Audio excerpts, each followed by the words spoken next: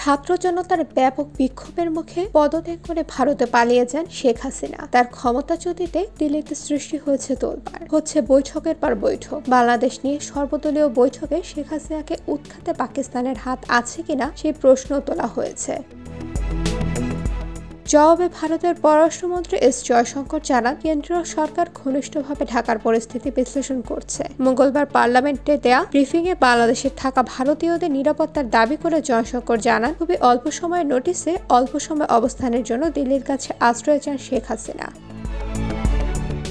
ভারতীয় পররাষ্ট্রমন্ত্রী বলেন, অনেকটা হঠাৎ করে ক্ষমতা ছেড়ে চলে যেতে হয় শেখ হাসিনাকে। তাদের কাছে অল্প সময়ের মধ্যে জরুরি ভিত্তিতে আশ্রয় চান তিনি। জানান, ভারতে অল্প সময়ের জন্য অবস্থান করবেন তিনি। বাংলাদেশের বর্তমান পরিস্থিতির উপর নজর রাখছেন তারা। তাদের প্রত্যাশা, বাংলাদেশ ভারতীয়দের নিরাপত্তা নিশ্চিত করবে।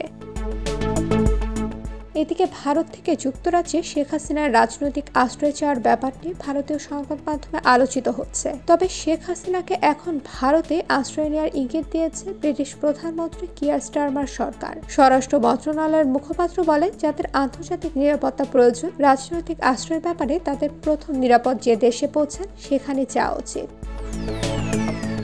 তবে লন্ডনের অনীহা সত্ত্বেও শেখ হাসিনা দেশটির কাছে আনুষ্ঠানিকভাবে রাজনৈতিক আশ্রয় পাওয়ার আবেদন করতে যাচ্ছেন বলে জানিয়েছে এনডিটিভি। ভারতীয় সংবাদ মাধ্যম বলছে, শেখ হাসিনার ছোট বোন শেখ রেহানা সহ তার পরিবার ব্রিটিশ নাগরিক, যা শেখ হাসিনার রাজনৈতিক আশ্রয় চাওয়ার বিষয়টিকে সহায়তা করবে।